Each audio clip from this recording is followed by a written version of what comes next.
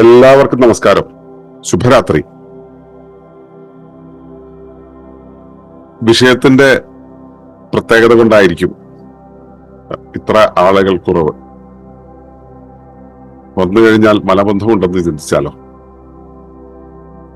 അങ്ങനെ കേൾക്കുമ്പോൾ തന്നെ ഉണ്ടാകുന്ന ഒരു മനബന്ധം, മനസ്സ് ബന്ധിക്കുന്നതാണ് ഈ ഒരു എണ്ണക്കുറവിന് കാരണം. മനസ്സ് ബന്ധിക്കുന്ന ഇടത്ത് മലം ബന്ധിക്കും എന്നുള്ളതാണ് നമ്മുടെ വിഷയത്തിലെ പ്രമേയം. മലബന്ധം ഈ പലർക്കും പരിചയമുള്ളതാണ്. ഒരുപാട് ദൂരം യാത്ര ചെയ്ത് കഴിഞ്ഞാൽ, നമുക്കൊരു വിശ്രമമില്ലാതെ യാത്ര ചെയ്ത് കഴിഞ്ഞാൽ, കുറേ നേരം വാഹനത്തിനകത്ത്, ചൂടുള്ള വാഹനത്തിനകത്ത് ഇരിക്കേണ്ടി വന്നു കഴിഞ്ഞാൽ, അതുപോലെ തന്നെ വെള്ളം കുടിക്കാൻ പറ്റാതെ പോവുകയൊക്കെ ചെയ്യുകയാണെങ്കിൽ ഒക്കെ നമുക്ക് അങ്ങനെ പ്രശ്നങ്ങൾ ഉണ്ടാകാറുള്ളതാണ്. അപ്പോ ഈ മലബന്ധം എന്നുള്ളത് പൊതുവെ നല്ല രീതിയിൽ ജീവിക്കുന്ന ആളുകളെ സംബന്ധിച്ചോളം വല്ലപ്പോഴും വരുന്നൊരു കാര്യമാണ്. വല്ലപ്പോഴും വരും, അത് എല്ലാവർക്കും വരും, അത് സ്വാഭാവികമായിട്ടുള്ളൊരു സംഭവം തന്നെയാണ്.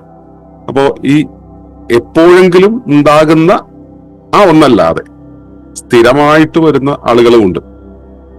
അപ്പോ സ്ഥിരമായിട്ട് മലബന്ധം ഉണ്ടാവുക എന്ന് പറയുമ്പോൾ അത് ജീവിതത്തെ നരകപൂർണമാക്കുക എന്നൊരു അവസ്ഥയുണ്ട്. പക്ഷെ സ്ഥിരം അങ്ങനെ ആയിക്കഴിഞ്ഞാൽ, ഈ പഴയൊരു ചൊല്ലുണ്ടല്ലോ, 27 വയസ്സ് വരെ കഷ്ടകാലമായിരിക്കും, അത് കഴിഞ്ഞാൽ അത് ശീലമായിക്കൊള്ളും എന്ന് പറയുന്നത്. അതുപോലെ മലബന്ധം ഒരു ശീലമായി കഴിയുമ്പോൾ പലർക്കും അതൊരു പ്രശ്നമാണെന്ന് മനസ്സിലാവില്ല. പലപ്പോഴും സ്വന്തം ജീവിതം കൃത്യമായിട്ട് കൊണ്ടുപോകാൻ കഴിയാതെ ചെറിയ കാലം മുതൽ തന്നെ വളരുന്ന ആളുകളെ സംബന്ധിച്ചോളം അവർക്ക് മലബന്ധം ചെറിയ കാലം മുതൽ തന്നെ ഉണ്ടാവും. അവരെ സംബന്ധിച്ചോളം അത് അങ്ങനെ ഒരു പ്രശ്നം അവർക്കുള്ളതാണെന്ന് പോലും അവർക്കറിയില്ല. അങ്ങനെയാണ് തന്റെ യൂഷ്വൽ കണ്ടീഷൻ അഥവാ ജീവനുള്ള ശരീരത്തിന്റെ അബ്സല്യൂട്ട് കണ്ടീഷൻ അത്തരത്തിലാണ് എന്ന ധാരണയായിരിക്കും അവർക്ക് ഉണ്ടാവുക. കാരണം ഇത്തരം കാര്യങ്ങൾ ആരും പൊതുവേദിയിൽ ചർച്ച ചെയ്യാറില്ല, അഡ്വൈസുകൾ ചോദിക്കാറില്ല. പലർക്കും ഇത് അറിയാത്തതുകൊണ്ട് ഇപ്പൊ കുഞ്ഞുങ്ങളൊക്കെ വരുമ്പോൾ അവർക്ക് മാതാപിതാക്കൾ ഇത്തരം കാര്യങ്ങൾ ഗൈഡ് ചെയ്ത് കൊടുക്കാറില്ല. സ്കൂൾ ക്ലാസ്സുകളിലും ഞങ്ങളൊക്കെ പഠിക്കുന്ന കാലത്ത് ഇതൊന്നും ചർച്ച ചെയ്തിട്ടില്ല. ഇപ്പൊ ആധുനിക കാലത്ത് ഉണ്ടോ എന്നുള്ളത് എനിക്കറിയില്ല. അപ്പോ ഈ മലബന്ധം എന്ന് പറയുന്ന ആ ഒന്ന് സമൂഹത്തില് ഒരുപാട് പേർക്ക് പ്രശ്നങ്ങൾ ഉണ്ടാക്കുന്നതാണ്. ഇപ്പൊ ഈ വയറിളക്കവും ഛർദിയൊക്കെ വരുന്നു എന്ന് പറയുന്ന ഒരു പൊതുരോഗമായിട്ട് പറയണ കേട്ടിട്ടുണ്ട്. വയറിളക്കവും ഛർദിയും എന്നുള്ളതിൽ ആ വയറിളക്കം എന്ന് പറയുന്നുണ്ടല്ലോ, ആ വയറിളക്കം എന്നുള്ള ആ ഒരു അവസ്ഥ പോയിട്ട് മര്യാദയ്ക്ക് വയറ്റിൽ നിന്നും പോകുന്നില്ല എന്നുള്ള അവസ്ഥ തന്നെയാണ് പൊതുവായിട്ടുള്ളത് എന്ന് എന്റെ ഗുരുവൊക്കെ പറഞ്ഞു കേട്ടിട്ടുണ്ട്. അപ്പൊ അതിലൊരു തമാശയുണ്ട്, അതേസമയം വൈഷമ്യം ഉണ്ടാക്കുന്ന ഒരു അവസ്ഥയാണ് മലബന്ധം എന്നുള്ളത്. ഇപ്പൊ മലബന്ധം എന്നുള്ള അവസ്ഥ എല്ലാവർക്കും അറിയില്ല എന്നുള്ളത് തന്നെയാണ് കാര്യം. അപ്പൊ മലബന്ധം എന്നുള്ളത് സത്യത്തിൽ എങ്ങനെയാണ്? സാധാരണ രീതിയിൽ ഒരു വ്യക്തി ഉണർന്നു കഴിഞ്ഞാൽ എന്ന് വെച്ച് കഴിഞ്ഞാൽ പ്രഭാത കാലത്ത് ഏതാണ്ട് 5 മണിക്കും 7 മണിക്കുമുള്ളൊരു ഇടയുള്ള സമയം ശരീരം വിസർജന പ്രക്രിയയിലൂടെ കടന്നു പോകുന്നുണ്ട്. അത് പ്രത്യേകിച്ചും നമ്മുടെ ഈ എലമെന്ററി കനാൽ ഉണ്ടല്ലോ, എലമെന്ററി കനാലിൽ കൂടെയുള്ള വിസർജനം, മലവിസർജനം എന്ന് പറയുന്നത്, മലമൂത്ര വിസർജനം എന്നുള്ളത് ആ സമയത്ത് സംഭവിക്കുന്നതാണ്. അതുപോലെ തന്നെ വൈകുന്നേരം ഒരു 6:30, 5:30, 6:30 ആ സമയവും മലമൂത്ര വിസർജനം സംഭവിക്കാൻ സജ്ജീകരിക്കപ്പെട്ടതാണ് ശരീരം. അതിനു മുമ്പുള്ള മറ്റു ചില സമയങ്ങളുണ്ട്. ആ സമയങ്ങളിൽ ശ്വാസകോശത്തിന്റെ ശുചീകരണം, ശരീരത്തിന്റെ മറ്റു ചില ഭാഗങ്ങളുടെ ശുചീകരണം, അങ്ങനെയുള്ള ചില പ്രവർത്തനങ്ങൾ നടക്കുന്നതായിട്ട് നമ്മൾ ശ്രദ്ധിച്ചിട്ടുള്ളത്. ഇത് ചില പ്രത്യേക ചികിത്സാ രീതികൾ ഇതിനെ കൃത്യമായിട്ട് വിശദീകരിക്കുന്നുമുണ്ട്. അപ്പോ ഈ വിസർജന പ്രക്രിയ എന്നുള്ള ആ ഒരു process, input, process and output എന്ന് പറയുന്ന ഒരു പ്രോസസ് ആണ് ശരിക്കും ഈ എന്താ പറയാ ഏതൊരു വ്യവസ്ഥയും പ്രവർത്തിച്ചു പോകുന്ന സംവിധാനം. ഒരു ഫ്ലോ പാറ്റേൺ എന്ന് പറയും, വ്യവസ്ഥാ നിയമം അതിനെ ഫ്ലോ പാറ്റേൺ എന്ന് പറയും. ആ ഫ്ലോ പാറ്റേൺ അനുസരിച്ച് എല്ലാ വ്യവസ്ഥകളുടെ അകത്തുകൂടിയും അതിന്റെ പരിസരം കടന്നിറങ്ങിപ്പോണം. ആ കടന്നിറങ്ങി പോകുന്ന കടന്നു വന്ന് പ്രോസസ് ചെയ്ത് അതിൽ നിന്നും വേണ്ടത് സ്വീകരിച്ച് സ്വാംശീകരിച്ച് ഒഴിവാക്കുന്ന പ്രക്രിയ. ആ ഒഴിവാക്കൽ പ്രക്രിയ പൂർത്തീകരിക്കുമ്പോഴാണ് ഈ ഒരു പാസേജ് കടന്നു പോവുക. അപ്പൊ ഈ ഒരു പ്രോസസ് കടന്നു പോകാതെ ഇരിക്കുന്ന ഒരവസ്ഥയാണ് ഈ ബന്ധം എന്നുള്ള രീതിയിൽ നമ്മളിവിടെ സൂചിപ്പിക്കുന്നത്, മലബന്ധം എന്ന രീതിയിൽ സൂചിപ്പിക്കുന്നത്.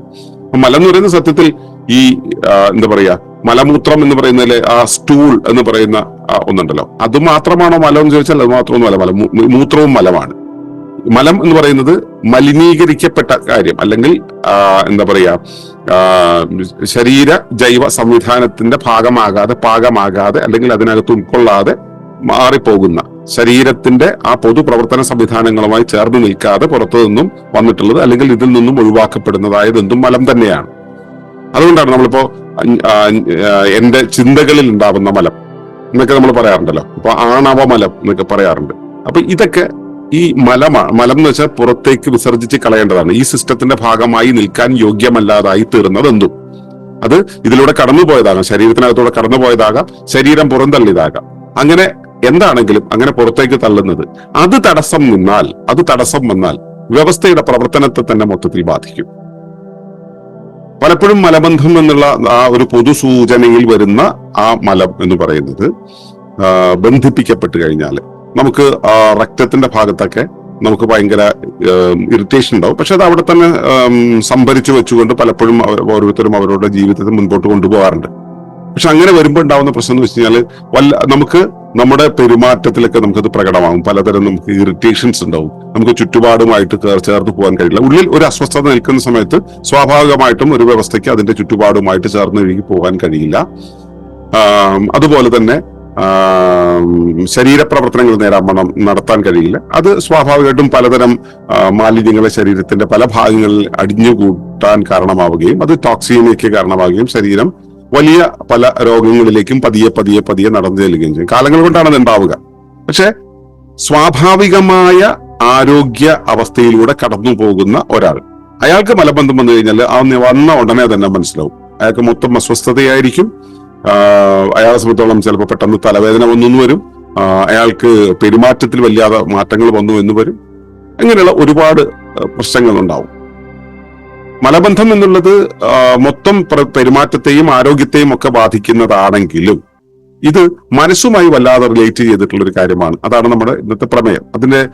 അപ്പൊ അത് പറയുന്നതിന് മുമ്പ് നമ്മൾ ഇതിന്റെ ഒരു പ്രധാനപ്പെട്ട ഈ മലബന്ധത്തിന് കാരണമാകുന്ന കാര്യങ്ങളെ പൊതുവെ ഒന്ന് നിരീക്ഷിച്ചു പോകാം, നമ്മുടെ മേജറായിട്ടുള്ള വിഷയത്തിലേക്ക് എത്തുന്നതിന് മുമ്പ്. അതില് പ്രധാന വിഷയം എന്ന് പറയുന്നത് ഈ ശരീരത്തിന്റെ അകത്തേക്ക് ചെല്ലുന്ന ഭക്ഷ്യവസ്തുക്കൾ, അതുപോലെ ശരീരം പുറന്തള്ളുന്ന കാര്യങ്ങൾ, ഇവ രണ്ടുമാണല്ലോ മലം എന്ന രീതിയിൽ മലാശയത്തിലൂടെ വെളിയിലേക്ക് വരുന്നത്. അപ്പോ ഇത്തരത്തിലുള്ള കാര്യങ്ങളെയെല്ലാം ശരീരം വെളിയിലേക്ക് ആക്കുന്നതിന്റെ പ്രധാന മീഡിയം എന്ന് പറയുന്നത് ജലമാണ്. ആവശ്യത്തിന് ജലം കിട്ടാതെ വരിക. നമ്മളിപ്പോ ഈ സ്കൂളിൽ പോകുന്ന കാലം മുതൽ നമ്മൾ വെള്ളം കുടിയുടെ കാര്യത്തിൽ ടൈം ടേബിൾ വെക്കും അല്ലെ. വെളിയിൽ പോയി ജോലിയൊക്കെ ചെയ്യാനൊക്കെ തുടങ്ങുന്ന സമയത്ത്, യാത്രകളിലൊക്കെ ആയിരിക്കുന്ന സമയത്ത്, ഇപ്പോ കടകളിലൊക്കെ വെള്ളമൊക്കെ കിട്ടും, എങ്കിലും നമ്മൾ അത്തരം കാര്യങ്ങളിൽ ഒക്കെ ഏർപ്പെടുന്ന സമയത്ത്, തിരക്കുകളിൽ ഏർപ്പെടുന്ന സമയത്ത് വെള്ളം കുടിക്കുക എന്നുള്ളത് ഒരു നിരന്തര പ്രക്രിയയായിട്ട് നമ്മൾ കൊണ്ടു നടക്കില്ല. ശരീരത്തിന് ആവശ്യമുള്ള വെള്ളം കുടിക്കാതെ ശീലിക്കുന്ന ഒരു രീതി നമുക്കുണ്ട്. പ്രത്യേകിച്ചും ഈ ട്രോപ്പിക്കൽ റീജിയനിലുള്ള ആളുകളെ സംബന്ധിച്ചിടത്തോളം അന്തരീക്ഷത്തിന് ചൂട് വളരെ കൂടുതലാണ്. അതുകൊണ്ട് തന്നെ ശരീരത്തിന്റെ ചൂട് കൂടും. ശരീരത്തിന്റെ ചൂട് കുറയ്ക്കാനും ശരീരത്തിന്റെ അകത്തുകൂടിയുള്ള ഈ മറ്റേ ലവണങ്ങളുടെ അതുപോലെ തന്നെ മറ്റ് മാലിന്യങ്ങളുടെ എല്ലാം കണ്ടക്ഷന് വേണ്ടിയിട്ട് ധാരാളം വെള്ളം അകത്തേക്ക് ചെല്ലുന്നുണ്ട്. അപ്പൊ ഇത് വെള്ളം വേണമെന്നുള്ള ശരീരം പറയുകയാണ് ചെയ്യുക. പക്ഷെ വെള്ളം കുടിക്കാതെ ശീലിച്ചിട്ടുണ്ടെങ്കിൽ കുറെ നാള്, ഇപ്പൊ സ്കൂളിലൊക്കെ പോയി കഴിഞ്ഞിട്ടുണ്ടെങ്കിൽ സ്കൂളിൽ നമുക്ക് മൂത്രവിസർജനത്തിനാണെങ്കിൽ ശരി, മലവിസർജനം എന്നുള്ളത് ഒരു തവണ ഉണ്ടാവുള്ളൂ സാധാരണ രീതിയിൽ. മൂത്രവിസർജനമായ ഇന്റർവെൽ ടൈമിൽ ചിലപ്പോ ഒക്കെ സംഭവിച്ചുകൊണ്ട് വരും. വെള്ളം കുടി എന്നുള്ളത് ഇപ്പോ ഈ അടുത്ത കാലത്തൊക്കെ വാട്ടർ ബോട്ടിലിൽ വെള്ളം കൊണ്ടുപോയിരിക്കുമെന്ന് ചില സ്കൂളുകളൊക്കെ നിഷ്കർഷിക്കാറുണ്ട്. പണ്ടൊന്നും അങ്ങനെ ഒരു അവസ്ഥയില്ല. ഇപ്പോ എന്റെ മോനൊക്കെ സ്കൂളിൽ പോകുന്ന സമയത്ത് അവന് വെള്ളം കൊണ്ടുപോകാൻ മടിയാണ്. കാരണം എന്താ വെച്ചാല് അവൻ വെള്ളം കൊണ്ടുപോയി കഴിഞ്ഞാൽ അവന് വെള്ളം കിട്ടാറില്ല. അവന്റെ ക്ലാസ്സിലെ കുട്ടികളെല്ലാം അതെടുത്ത് കുടിക്കും, പിന്നെ ഇവന് കിട്ടില്ല. അപ്പൊ പിന്നെ കൊണ്ടുപോയിട്ട് എന്താണ് പ്രയോജനം എന്നാണ് പലപ്പോഴും ചോദിക്കുക. അപ്പൊ അവരെല്ലാം വെള്ളം കൊണ്ടുവരിക എന്നുള്ള ഒരു ആവശ്യമായിട്ട് അവർക്ക് തോന്നാതെ അവരതുമായിട്ട് മുമ്പോട്ട് പോകുന്നു എന്നുള്ളതാണ് കാര്യം. അപ്പോ വെള്ളം കുടിക്കായിക ഉണ്ടാവുന്ന സമയത്ത് സ്വാഭാവികമായിട്ടും ശരീരത്തിന് ആവശ്യമുള്ള ജലത്തിന്റെ ലഭ്യത കുറയുന്നു. അപ്പോ അങ്ങനെ കുറയുന്ന സമയത്ത് ഈ മലബന്ധം എന്നുള്ള സംഭവം ഉണ്ടാവും. കാരണം മലത്തെ ഒഴിവാക്കി കളയാനുള്ള ആ ഒരു തള്ളൽ ഉണ്ടാകാൻ, അവിടേക്ക് വേണ്ടുന്ന സംഭവങ്ങളെ വേണ്ടുന്ന ഒഴുക്കിന് ആവശ്യമായിട്ടുള്ള ഫ്ലൂയിഡിനെ എത്തിക്കാൻ കഴിയാതെ വരുന്ന സമയത്ത് ഈ മലബന്ധം ഉണ്ടാവും. പിന്നെ ഒരു കാര്യം എന്ന് പറയുന്നത്, ഈ ശരീരത്തിനകത്ത് ഈ ചെറുകുടൽ മുതലുള്ള പ്രവർത്തനങ്ങൾ കൃത്യമായി സംഭവിക്കണമെങ്കിൽ ശരീരത്തിന് കൃത്യമായിട്ട് ഫൈബറുകൾ ആവശ്യം, നാരുകൾ ആവശ്യമാണ്. നാരുകളാണ് ഈ അവിടെ എവിടെ പറ്റിക്കിടക്കുന്ന കാര്യങ്ങളെല്ലാം തള്ളി വെളിയിലേക്ക് കൊണ്ടുപോവുക എന്നുള്ളത്. അപ്പോൾ നാരുകൾ ഉള്ള ഭക്ഷണം കഴിക്കാതെ വരുന്ന സമയത്ത് ഉണ്ടാവും. നമ്മളിപ്പോ പ്രധാന ഭക്ഷണം എന്നുള്ളത് ധാന്യങ്ങളാണല്ലോ, പ്രത്യേകിച്ചും അരിയാണെങ്കിൽ തവിട് കളഞ്ഞിട്ടേ നമ്മൾ കഴിക്കൂ. പിന്നെ പച്ചക്കറിക്കൊക്കെ പകരം നമ്മൾ കുറെ പൊടികൾ ഇട്ടിട്ടാണ് കഴിക്കുക. അപ്പൊ ഈ പൊടികളൊക്കെ ഇട്ടിട്ട് എന്തെങ്കിലും പേരിന് ചില പച്ചക്കറികൾ, ചിലപ്പോൾ കിഴങ്ങുകളൊക്കെ ഇട്ടിട്ടായിരിക്കും കഴിക്കുക. അതിനൊന്നും ഫൈബറുകൾ, നീഡഡ് ഫൈബേഴ്സ് ഉണ്ടാവില്ല, വളരെ തുച്ഛമായിട്ടുള്ള അളവിലുള്ള ഫൈബറുകളാണ് ഉണ്ടാവുക. അപ്പൊ നാരുകൾ കുറവാകുന്ന സമയത്ത് സ്വാഭാവികമായിട്ടും ഈ തള്ളിക്കൊണ്ടുപോകൽ എന്നുള്ള പ്രോസസ്സ് കുറയും. ശാരീരിക അധ്വാനമുള്ളവരെ സംബന്ധിച്ചിടത്തോളം ശരീരത്തിന്റെ എല്ലാ ഭാഗങ്ങളിലും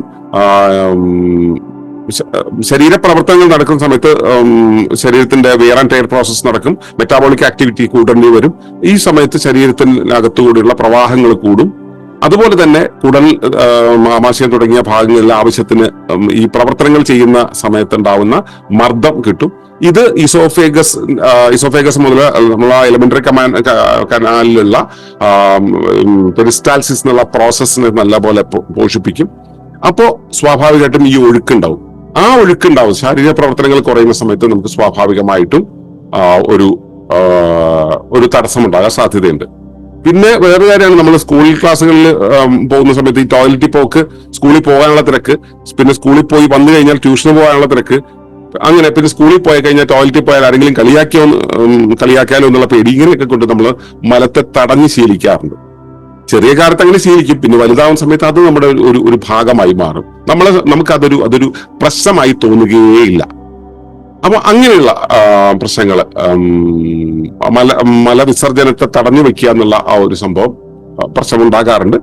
ചിലപ്പോൾ നമ്മൾ യാത്രയുടെ സമയത്തൊക്കെ സ്വാഭാവിക ഭക്ഷണമൊക്കെ ഈ പറഞ്ഞ കാര്യങ്ങളെ നേരാമണ്ണം ചെയ്യുന്ന ആളുകൾക്കും ഇപ്പൊ തുടർച്ചയായിട്ട് ഒരു 10-12 മണിക്കൂർ യാത്ര ചെയ്യേണ്ടി വരുന്നു, ബസ്സിലൊക്കെ ഇരുന്ന് യാത്ര ചെയ്യേണ്ടി വരുന്നു. അപ്പോഴൊന്നും ചിലപ്പോൾ നമുക്ക് മലവിസർജനം കൃത്യമായിട്ട് നടത്താൻ സമയം കിട്ടണം എന്നൊന്നുമില്ല. അപ്പൊ അങ്ങനെയുള്ള സമയത്തൊക്കെ ചിലപ്പോൾ കുറച്ചു നേരമൊക്കെ തടഞ്ഞു വയ്ക്കുകയൊക്കെ ചെയ്തിട്ടുണ്ടെങ്കിൽ അത് പിന്നീട് പ്രശ്നമായി മാറും. പിന്നെ ചില ഈ പെയിൻ കില്ലേഴ്സ്, അതുപോലുള്ള ചിലതരം സ്റ്റിറോയിഡുകൾ, ഇവയുടെ ഉപയോഗവും ടോട്ടലി ഈ ഡൈജസ്റ്റീവ് സിസ്റ്റത്തെ തടയുന്ന ആണ് പതിവ്. പിന്നെ തൈറോയിഡിന്റെ കുറവ്, ഹൈപ്പോതൈറോയിഡിസം എന്ന് പറയുന്ന ആ ഒരു അവസ്ഥയൊക്കെ വന്നു കഴിഞ്ഞാലും കുറയാറുണ്ട്. നമ്മൾ സ്ഥിരമായിട്ട് കഴിച്ചുകൊണ്ടിരിക്കുന്ന ഭക്ഷണം ഉണ്ടല്ലോ, ഈ ഭക്ഷണത്തിൽ നിന്നും മാറ്റം വരുന്ന സമയത്ത് ദഹന വ്യവസ്ഥയ്ക്ക് ഒരു സ്തംഭനം വരും, ആശങ്ക വരും. ഇതെന്താ ചെയ്യേണ്ടത്, ഇങ്ങനെ തന്നെയാണോ പോകേണ്ടത് എന്നൊക്കെയുള്ള ചില ആശങ്കകൾ വരും. അങ്ങനെ വരുന്ന സമയത്ത് ദഹന പ്രക്രിയയിൽ മൊത്തം താളമാറ്റം ഉണ്ടാകുമ്പോൾ അപ്പോഴും മലബന്ധം ഉണ്ടാകാൻ സാധ്യതയുണ്ട്. ഈ കുടലിലേക്ക് വളരെ ശേഷിയുള്ള വളരെ വിഷകരമായിട്ടുള്ള ഉത്തേജകങ്ങൾ കൊടുത്തു ശീലിച്ചിട്ടുള്ള ഒരാൾക്ക്, ഇപ്പൊ നിരന്തരം മദ്യപിക്കുന്ന ഒരാള്, അല്ലെങ്കിൽ നിരന്തരം ഫ്രൈഡ് ആയിട്ടുള്ള ഭക്ഷണമൊക്കെ കഴിക്കുന്ന ഒരാള്, നിരന്തരം വളരെ സ്പൈസി ആയിട്ടുള്ള ഭക്ഷണമൊക്കെ കഴിക്കുന്ന ആള്, ഇവരെ സംബന്ധിച്ചിടത്തോളം ശരീരത്തെ എന്താ പറയുക ഉത്തേജിപ്പിക്കണമെങ്കിൽ, ശരീരത്തെ ഇതൊക്കെ ദഹന പ്രക്രിയ കൃത്യമായി നടക്കണമെന്ന് തോന്നണമെങ്കിൽ ഇതെല്ലാം ചെല്ലണം എന്നുള്ള ഒരവസ്ഥ ഉണ്ടായിരിക്കും. അവരെ സംബന്ധിച്ചിടത്തോളം ഈ ഉത്തേജകങ്ങൾ നിരന്തരം കിട്ടി അതിനെ പോഷിപ്പിക്കാൻ ശരീരത്തിന്റെ എൻസൈമുകളൊക്കെ പ്രവർത്തിച്ച് കുറച്ച് കഴിയുന്ന സമയത്ത് ഇത് നേരാവണ്ണം ശരീരം അതിനോട് പ്രതികരിക്കാത്തൊരവസ്ഥ വരും. കാരണം വിഷകരമായിട്ടുള്ള വസ്തുക്കളാണല്ലോ ചെല്ലുന്നത്. അങ്ങനെ വന്ന് പ്രവർത്തനക്ഷമത കുറയുന്ന കുടലുകൾക്കും അതുപോലെ തന്നെ വ്യായാമം ആവശ്യത്തിന് കിട്ടാത്ത ശരീരങ്ങൾക്ക്, അങ്ങനെയുള്ളവർക്കും ഈ കുടലിന്റെ പ്രവർത്തനക്ഷമത, ചലനക്ഷമത എന്നുള്ളത് കുറയും. പ്രായം കൂടുന്ന സമയത്ത് സ്വാഭാവികമായിട്ടും ഭക്ഷണത്തെ കണ്ടക്ട് ചെയ്യാനുള്ള ആ ഒരു സംഭവം കുറയുമല്ലോ, അതുകൊണ്ട്. പക്ഷെ ഇതിലൊക്കെ അപ്പുറത്തുണ്ടാവുന്ന പ്രശ്നം എന്ന് പറയുന്നത് മനസ്സിന്റെ പ്രവർത്തനമാണ്. സ്ട്രെസ് ഉണ്ടെങ്കിൽ, മാനസിക സമ്മർദ്ദം ഉണ്ടെങ്കിൽ മലബന്ധം ഉണ്ടാവും. നമ്മുടെ വിഷയം അത് തന്നെയാണ്. മാനസികമായിട്ടുള്ള പ്രവർത്തന ശൈലിക്ക് അനുസരിച്ച് മലബന്ധം എന്നുള്ളത് ഉണ്ടാവും. അതിലേക്ക് പോകുന്നതിന് മുമ്പ് മറ്റു ചില കാരണങ്ങൾ കൂടെ പറയട്ടെ. ആവർത്തിച്ച് ഭക്ഷണം കഴിക്കുന്നവർക്ക് ദഹനം കൃത്യമായിട്ട് നടക്കില്ല. ആവർത്തിച്ച് ഭക്ഷണം കഴിക്കുക എന്ന് വെച്ച് കഴിഞ്ഞാൽ, ഇപ്പോ നമ്മൾ കഴിക്കുന്ന ഭക്ഷണം എന്താണോ, കഴിക്കുന്ന ഭക്ഷണത്തിനനുസരിച്ച് ദഹനത്തിന് വേണ്ടുന്ന സമയം കൂടും, അല്ലെ? ഇപ്പോ ഒരു മാമ്പഴമാണ് കഴിക്കണമെന്ന് ഇരിക്കട്ടെ, ഫ്രൂജിവോറസ് ആയിട്ടുള്ള മനുഷ്യർ, ഞാൻ നാച്ചുറൽ ഹൈജീൻ എന്നുള്ള സിസ്റ്റത്തെ ആധാരമാക്കിയിട്ടാണ് ഇക്കാര്യം പറയുന്നത്. ഡിഫറൻസ് ഓഫ് ഒപ്പീനിയൻ ഉണ്ടാവും, ഓരോ രീതിയിൽ ഓരോരുത്തർക്ക് കാണാൻ കഴിയും, അത് സ്വാഭാവികമാണ്. നമ്മൾ ഇവിടെ മുൻപോട്ട് വയ്ക്കുന്ന നാച്ചുറൽ ഹൈജീൻ എന്നുള്ള സിസ്റ്റം അനുസരിച്ച് മനുഷ്യൻ ഫ്രൂജിവോറസ് ആണ്, ഫ്രൂട്ട്സ് ആണ് അവന്റെ ഭക്ഷണം. അപ്പോ മുഖ്യ ഭക്ഷണം കേട്ടോ, അത് മറ്റു ഭക്ഷണം ഒന്നും കഴിച്ചാൽ ദഹിക്കില്ല എന്നല്ലാതെ അർത്ഥം. മുഖ്യ ഭക്ഷണം ഫ്രൂട്ട്സ് ആണ്. അപ്പോ മാമ്പഴം കഴിച്ചു കഴിഞ്ഞാൽ അവന് കൃത്യമായിട്ട് ദഹിച്ചു പോകേണ്ടതാണ്. പ്രത്യേകിച്ച് ഞാൻ നേരത്തെ പറഞ്ഞ ട്രോപ്പിക്കൽ റീജിയനിലുള്ള ആളുകളെ സംബന്ധിച്ചോളം ഈ ട്രോപ്പിക്കൽ റീജിയനിൽ അവൈലബിൾ ആയിട്ടുള്ള മാമ്പഴം, അതുപോലുള്ള ഇപ്പൊ പേര, ചക്ക തുടങ്ങിയ കാര്യങ്ങൾ കഴിച്ചു കഴിഞ്ഞാൽ അത് ദഹിക്കാൻ വളരെ ചുരുങ്ങിയ സമയം മതി. ഇതാണ് നമ്മുടെ സ്വാഭാവിക ഭക്ഷണം എന്ന് വേണമെങ്കിൽ പറയാം. അങ്ങനെയുള്ള സ്വാഭാവിക ഭക്ഷണം നമ്മൾ കഴിക്കുകയാണെന്നുണ്ടെങ്കിൽ അത് ദഹിക്കാൻ ആവശ്യമായിട്ടുള്ള സമയം എന്ന് പറയുന്നത്, ദഹനം എന്ന് പറയുന്നത് മൂന്ന് ഘട്ടങ്ങളുണ്ട്. ഈ സ്വീകരണം എന്ന് പറയുന്ന പ്രക്രിയ, നമ്മൾ ഒരു ഭക്ഷണം കണ്ട് നമ്മുടെ മനസ്സുകൊണ്ട് അതെടുത്ത്, കണ്ണുകൾ കൊണ്ടൊക്കെ എടുത്ത്, മൂക്ക് കൊണ്ടൊക്കെ എടുത്ത്, അപ്പോഴേക്കും ശരീരത്തിന് പതുക്കെ അതിനോടുള്ള ഒരു താല്പര്യം വരും. അപ്പോൾ പതുക്കെ ദഹനരസങ്ങൾ ഉണ്ടായി തുടങ്ങും. എന്നിട്ട് വായിലേക്ക് ഇട്ട് കഴിഞ്ഞിട്ടുണ്ടെങ്കിൽ അവിടെ ഉമിനീര് ഉണ്ടാവും. ആ ഉമിനീര് ഇതിന് മുമ്പ് വന്നു തുടങ്ങിയിട്ടുണ്ടാവും. അതിനനുസരിച്ച് വായിലിട്ട് നമ്മൾ ചവച്ചരച്ച് കഴിയുമ്പോഴേക്കും ടയാലിനൊക്കെ ചേർന്നിട്ട് അത് ഒരു പരുവപ്പെടും. അതിനുശേഷം നമ്മൾ കുടലിലൂടെ അല്ലെങ്കിൽ നമ്മൾ ഈസോഫേഗസിലൂടെ ഇറക്കി കൊടുക്കുന്ന സമയത്ത് പതുക്കെ പെരിസ്റ്റാൾസിസ് വഴി അതിങ്ങനെ ഇടിച്ചു പൊടിച്ചു കൊണ്ടുപോയിട്ട് ആമാശയത്തിൽ ചെന്നിട്ട് അവിടുന്ന് ദഹന രസങ്ങൾ, ഇതിന്റെ പ്രോട്ടീൻ സബ്സ്റ്റൻസസ് ഉണ്ടെങ്കിൽ അതനുസരിച്ച് ആവശ്യത്തിന് അസിഡിക് ഫോർമേഷനൊക്കെ ഉണ്ടായി അങ്ങനെ ഇതിനെ രൂപപ്പെടുത്തി എന്നിട്ടാണ് പിന്നെ 2-3 കുട്ടി സ്റ്റേജുകളിൽ കൂടെ കടത്തിക്കൊണ്ടുപോയിട്ട് പിന്നെ നമ്മൾ വൻകുടലിലേക്ക് കടക്കും. അപ്പൊ ഇത്രയും വരെയുള്ള കാര്യത്തെയാണ് നമ്മൾ സാധാരണ രീതിയിൽ സ്വീകരണം എന്ന് പറയാം. സ്വീകരണം അതായത് ഭക്ഷണം വെളിയിൽ നിന്നൊരു സാധനം വന്നു, ശരീരത്തിന്റെ ഭാഗമല്ലാത്തൊരു വസ്തു വെളിയിൽ നിന്നും വന്നു, അതിനെ നമ്മൾ ശരീരം സ്വീകരിക്കാൻ പാകത്തിൽ സജ്ജീകരിക്കുന്നതാണ്, അതിനെ പരുവപ്പെടുത്തി എടുക്കുന്നതാണ് സ്വീകരണം എന്ന് പറയാം. ഈ പരുവപ്പെടുത്തി എടുത്ത ശേഷം മാത്രമേ അതിൽ നിന്നും വേണ്ടത് എടുക്കാൻ കഴിയുള്ളൂ. ഈ പരുവപ്പെടുത്തുന്ന സമയത്ത് ഇപ്പൊ മാമ്പഴം കഴിച്ചു, അത് പരുവപ്പെടുത്തുന്നു. അത് പരുവപ്പെടുത്താൻ ഒരു പ്രത്യേക സമയം ആവശ്യമാണ്. ഉദാഹരണത്തിന് ഒരു 4 മണിക്കൂർ വേണം ഇരിക്കട്ടെ. മാമ്പഴമാണ് കഴിക്കുന്നതെങ്കിൽ അത് അതിന്റെ പ്രാഥമിക പ്രക്രിയ കഴിയണമെന്നുണ്ടെങ്കിൽ, അതിന്റെ സ്വീകരണ പ്രക്രിയ കഴിയണമെന്നുണ്ടെങ്കിൽ ഒരു 3-4 മണിക്കൂർ വേണ്ടിവരും. അത് കഴിക്കുന്ന മാങ്ങയുടെ ഘടനയ്ക്ക് അനുസരിച്ച്, കഴിക്കുന്ന സമയത്തിനനുസരിച്ചൊക്കെ വ്യത്യാസപ്പെടും, കഴിക്കുന്ന അളവിനനുസരിച്ച് വ്യത്യാസപ്പെടും. എങ്കിലും നമുക്ക് ആവറേജ് ഒരു മാങ്ങ നിന്ന് കഴിഞ്ഞാൽ ഏതാണ്ട് ഒരു 3-4 മണിക്കൂർ സമയം അതിന് വേണ്ടിവരും. ഈ 3 മണിക്കൂറാണെന്നിരിക്കട്ടെ, അല്ലെങ്കിൽ 4 മണിക്കൂറാണെന്നിരിക്കട്ടെ, 4 മണിക്കൂർ സമയം കൊണ്ടൊരു മാങ്ങ കഴിക്കുകയാണെങ്കിൽ, ഈ മാങ്ങയുടെ ഒപ്പം ഒരു പേര കഴിക്കുകയാണെങ്കിൽ മാങ്ങയ്ക്ക് വേണ്ടുന്ന ദഹന സമയമല്ല പേരയ്ക്ക് വേണ്ടത്. അപ്പോൾ മാങ്ങയ്ക്കും പേരയ്ക്കും 2 തരം ദഹന സമയം ആയതുകൊണ്ട് തന്നെ അത് മാത്രമല്ല, രണ്ടിനും 2 തരം ദഹനരസങ്ങളാണ് വേണ്ടിവരിക. കോമൺ ആയിട്ടുള്ള ഫാക്ടേഴ്സ് ഇതിൽ കുറച്ചാണ് ഉണ്ടാവുക, ബാക്കി ഡിഫറെന്റ് എലമെന്റുകളാണ് ഉണ്ടാവുക. അതിനനുസരിച്ച് രണ്ടിനും ദഹിപ്പിക്കാനുള്ള ദഹനരസങ്ങളുടെ അളവിലും സ്വഭാവത്തിലും വ്യത്യാസം ഉണ്ടാവും.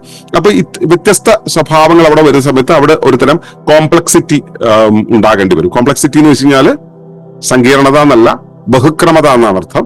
ബഹുക്രമമായിട്ടുള്ള ദഹനരസങ്ങൾ ഉണ്ടാകേണ്ടി വരും. അപ്പൊ സ്വാഭാവികമായിട്ടും ഈ 4 മണിക്കൂർ എന്നുള്ളതിന് പകരം ഒരല്പം കൂടെ 5 മണിക്കൂറും 5.5 മണിക്കൂറും ഒക്കെ ആയിട്ട് മാറും. അതായത് എത്രത്തോളം ഈ ഫ്രൂട്ട് സലാഡ് എന്ന് പറയുമ്പോൾ നമ്മൾ ഒട്ടേറെ സാധനങ്ങൾ ചേർത്ത് കഴിക്കുമല്ലോ. ഈ ചേർത്ത് കഴിക്കുന്ന സമയത്ത് സ്വാഭാവികമായിട്ടും അവിടെ ഈ സ്വീകരണത്തിന് വേണ്ടുന്ന സമയം കൂടും. അപ്പൊ ഇത് ഒന്നാമത്തെ ഘട്ടം. രണ്ടാമത്തെ ഘട്ടം സ്വാംശീകരണം എന്ന് പറയുന്നത്, അബ്സോർപ്ഷൻ എന്ന് പറയുന്നത്, അതിൽ നിന്നും വേണ്ടുന്ന നമ്മൾ ശരീരത്തിന് വേണ്ടുന്ന ഘടകങ്ങളെ, മെറ്റാബോളിക് ആക്ടിവിറ്റിക്ക് ആവശ്യമായിട്ടുള്ള ഘടകങ്ങളെ, പോഷകങ്ങളെയൊക്കെ അതിൽ നിന്നും എക്സ്ട്രാക്ട് ചെയ്ത് എടുക്കുന്ന പ്രോസസ്സ്. ഇത് ചെറുകുടലിൽ വെച്ചാണ് നടക്കുക. അപ്പൊ ആ ചെറുകുടലിൽ വെച്ച് നടക്കുക, പ്രധാനമായിട്ടും ചെറുകുടലിൽ വെച്ചാണ് നടക്കുക. അപ്പൊ അങ്ങനെ അവിടെ അത് നടക്കാനായിട്ട് ഈ ആദ്യം എത്ര സമയം എടുത്തോ അതിന്റെ ഏതാണ്ട് പകുതി സമയമാണ്, അതായത് 4 മണിക്കൂർ സമയം ആദ്യം എടുത്തെങ്കിൽ പിന്നെ 2 മണിക്കൂർ സമയമാണ് ഈ സ്വാംശീകരണത്തിനായിട്ട് എടുക്കുക. ഇത് ഇവർ തമ്മിലുള്ള ഒരു കണക്കാണ്. അപ്പൊ ഈ ഒന്നാമത്തെ പ്രക്രിയ കഴിഞ്ഞിട്ട്, സ്വീകരണ പ്രക്രിയ കഴിഞ്ഞിട്ട് അതിന്റെ സമയം കഴിഞ്ഞതിന് ശേഷം മാത്രമാണ് രണ്ടാമത്തെ ഘട്ടം പ്രവർത്തിച്ചു തുടങ്ങുക. രണ്ടാമത്തെ ഘട്ടം പ്രവർത്തിച്ചു തുടങ്ങിക്കഴിഞ്ഞിട്ട് അത് പതുക്കെ വൻകുടലിലേക്ക് കയറ്റിവിടും. വൻകുടലിൽ നിന്നാണ് ശരീരത്തിന് ആവശ്യമില്ലാത്ത ശരീരത്തിന്റെ മറ്റു പല വേസ്റ്റുകളെയും കൂടെ ചേർത്തുകൊണ്ട് അത് വിസർജന പ്രക്രിയക്ക് പാകത്തിലേക്ക് ആക്കുന്നത്. അതിനും ഏതാണ്ട് 1/2 മണിക്കൂർ സമയമാണ് വേണ്ടിവരിക, അതായത് പകുതി സമയമാണ് വേണ്ടിവരിക. അതായത്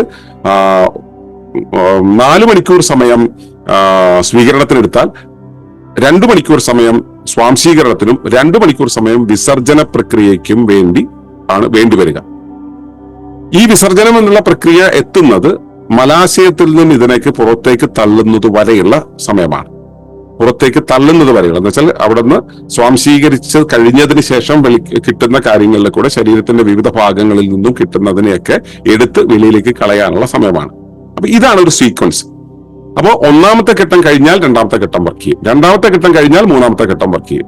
ഈ പ്രവർത്തനത്തിനൊക്കെ തന്നെ ഉയർന്ന രീതിയിലുള്ള ഊർജം ആവശ്യമാണ്. ശരീരത്തിൽ ഏറ്റവും കൂടുതൽ ഈ ഊർജം ആവശ്യപ്പെടുന്നത് എന്തിനാന്ന് വെച്ചാൽ ഈ ലൈംഗികതയ്ക്കാണ്. ലൈംഗികത കഴിഞ്ഞാൽ പിന്നെ ഏറ്റവും കൂടുതൽ ഊർജം ശരീരം ചെലവഴിക്കുന്നത് പ്രത്യേക ചിന്തകൾക്കാണ്. പ്രത്യേക ചിന്തകൾ എന്ന് വെച്ചാൽ ഇപ്പൊ വ്യാകുല ചിന്തകൾ ഉണ്ടെങ്കിൽ, അങ്ങനെ ആങ്സൈറ്റി പോലുള്ള കാര്യങ്ങൾ ഉണ്ടെങ്കിൽ അതിനൊക്കെ, അത് എപ്പോഴും നമ്മൾ അങ്ങനെയൊന്നും പോകല്ല, സാധാരണ രീതിയിലാണ് ജീവിക്കുക. ബാക്കി ആ പ്രത്യേക അവസ്ഥകൾ വരാതിരിക്കുന്ന സമയത്ത് പിന്നെ ശരീരത്തിന് ഏറ്റവും കൂടുതൽ ഊർജം ചെലവഴിച്ചു കൊണ്ടിരിക്കുന്നത് ഈ ദഹന പ്രക്രിയക്കാണ്. നമ്മുടെ ധാരണ ഭക്ഷണത്തിൽ നിന്ന് നമുക്ക് ഊർജ്ജം നിരന്തരം കിട്ടിക്കൊണ്ടിരിക്കുന്നതാണ്. ഭക്ഷണം കഴിക്കുന്തോറും നമ്മുടെ ഈ ഊർജ്ജം പോയിക്കൊണ്ടിരിക്കുന്നു എന്നൊരു കാര്യം. ഭക്ഷണത്തിൽ നിന്ന് ഊർജ്ജം കിട്ടും, പക്ഷേ അതിനേക്കാളും കൂടുതൽ ശരീരത്തിന്റെ ആ ഇന്റേണൽ വൈറ്റാലിറ്റി എന്നുള്ളത് ഏറ്റവും കൂടുതൽ ചെലവാക്കപ്പെടുന്നത് ഈ ദഹന പ്രക്രിയയാണ്. ഇത് ഭക്ഷണത്തിന്റെ ശരീരത്തിന്റെ ഭാഗമായി തീർന്നിട്ടാണല്ലോ പിന്നെ അതിന്റെ ബ്രേക്ക് ഡൗണും മറ്റുള്ളതൊക്കെ ഉണ്ടായിട്ട് ശരീരത്തിലേക്ക് കിട്ടുക. പക്ഷെ ഈ ദഹന പ്രക്രിയ എന്നുള്ള പ്രോസസ്സ് നടക്കണമെങ്കിൽ ഊർജ്ജം ചെലവഴിക്കും. അപ്പോ ഒന്നാമത്തെ സ്റ്റേജ് കഴിഞ്ഞ് രണ്ടാമത്തെ സ്റ്റേജ് കഴിയുന്നു, രണ്ടാമത്തെ സ്റ്റേജ് കഴിഞ്ഞ് മൂന്നാമത്തെ സ്റ്റേജ് കഴിയുന്നു. അതിനുവേണ്ടി ഒരു പാക്കേജ് ഓഫ് വൈറ്റാലിറ്റി, ഒരു അളവിലുള്ള ഊർജം അതിന് പ്രത്യേകം മാറ്റിവെച്ചിട്ടുണ്ടാവും. ഈ പ്രോസസ് നിരന്തരം നടന്നുകൊണ്ടിരിക്കുകയാണ്. നമ്മൾ സ്ഥിരം ഭക്ഷണം കഴിച്ചുകൊണ്ടിരിക്കുകയാണ്. ഈ മാമ്പഴത്തിന്റെ കാര്യം പറഞ്ഞപ്പോഴാണ് കേട്ടോ 4-2-2 എന്നുള്ള അവസ്ഥ എന്ന് വെച്ചാൽ ഏതാണ്ട് 8 മണിക്കൂർ എന്ന് പറയുന്നത്. ചില നല്ല പഴുത്ത മാങ്ങയൊക്കെ ആണെങ്കിൽ ചിലപ്പോ 2-2.5 മണിക്കൂർ കൊണ്ടൊക്കെ ആദ്യത്തെ സ്റ്റേജ് കഴിയും. 2 മണിക്കൂറാണെന്ന് എടുത്തു കഴിഞ്ഞാൽ തന്നെ പിന്നെ 1 മണിക്കൂറും 1 മണിക്കൂറും 4 മണിക്കൂർ കൊണ്ട് അതിങ്ങനെ ടോട്ടൽ പ്രോസസ് കഴിയും. മാമ്പഴം അല്ലല്ലോ നമ്മൾ സ്ഥിരം കഴിക്കുന്നത്. മാമ്പഴം കഴിക്കുകയാണെങ്കിൽ തന്നെ അതിന്റെ കൂടെ കുറച്ച് ഉപ്പും മുളകും കൂടി ചേർത്തിട്ടാണ് കഴിക്കുക. നമ്മുടെ മലയാളിയുടെ രീതി അതാണ്. വളരെ ചുരുക്കം ആളുകളാണ് അതിനെ അതേപോലെ തന്നെ കഴിക്കുക, അല്ലെ? അല്ലെങ്കിൽ നമ്മളിപ്പോ ചക്കയാണ് കിട്ടുന്നത് വെച്ചാൽ ചക്കയെ പിടിച്ചിട്ട് നമ്മൾ വേറൊരു രൂപത്തിലേക്ക് ആക്കിയിട്ടാണ് കഴിക്കുക. നമ്മൾ പ്രോസസ്സ് ചെയ്യാൻ നമുക്ക് താല്പര്യം. ഈ പ്രോസസ്സ് ചെയ്യാനുള്ള ആ പ്രക്രിയകൾ എന്തെല്ലാം ചെയ്യുന്നതിനനുസരിച്ച് ഇതിന്റെ ദഹന സമയം കൂടും. ഈ ആദ്യം പറഞ്ഞ മാങ്ങയുടെ ഉദാഹരണം തന്നെ എടുക്കുക. അപ്പോൾ ആദ്യത്തെ 2 മണിക്കൂർ, പിന്നത്തെ 1 മണിക്കൂർ, പിന്നത്തെ 1 മണിക്കൂർ, അങ്ങനെ 3 സ്റ്റേജുകളിൽ കൂടെ കടന്നു പോകുമ്പോൾ 8 മണിക്കൂറായി. 2 മണിക്കൂർ, 1 മണിക്കൂർ, 1 മണിക്കൂർ. ഈ രണ്ടാമത്തെ ഘട്ടത്തിലേക്ക് കയറി, അതായത് മാമ്പഴം തിന്നു, സ്വീകരണം കഴിഞ്ഞു, രണ്ടാമത്തെ ഘട്ടത്തിലേക്ക് കയറി, സ്വാംശീകരണത്തിന്റെ സമയത്തേക്ക് കയറുന്ന സമയത്ത് നമ്മൾ ആ സമയത്ത് ഒരു ചക്ക തിന്നിരിക്കട്ടെ. ശരീരത്തിന്റെ ചൈതന്യം ഈ സ്വാംശീകരണ പ്രക്രിയ, അബ്സോർപ്ഷന്റെ പ്രക്രിയ മന്ദീഭവിപ്പിച്ചിട്ട് എന്നുവെച്ചാൽ സ്ലോ ഡൗൺ ചെയ്യും.